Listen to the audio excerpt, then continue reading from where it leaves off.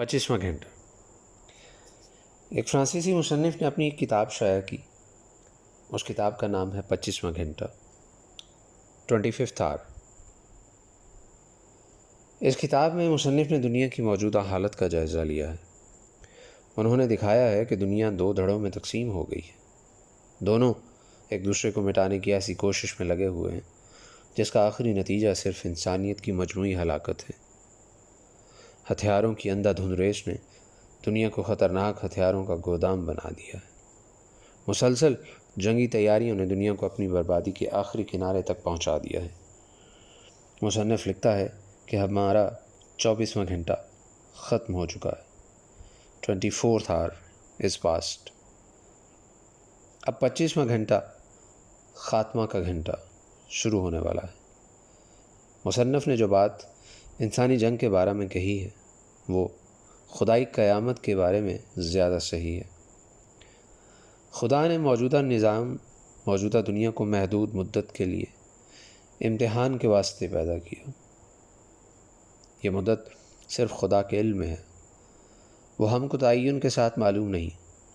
کسی بھی لمحہ خدا اس مدت کے خاتمہ کا اعلان کر سکتا ہے، اور اس کے بعد دنیا اور اس کا سارا تمدن عظیم زلزلہ کے ذریعے تباہ ہو جائے گا، اور اس کے بعد ایک نئی ابدی اور کامل دنیا تخلیق کی جائے گی۔ اس اعتبار سے دیکھیے تو موجودہ زمین پر ہمارا ہر لمحہ گویا آخری لمحہ ہے۔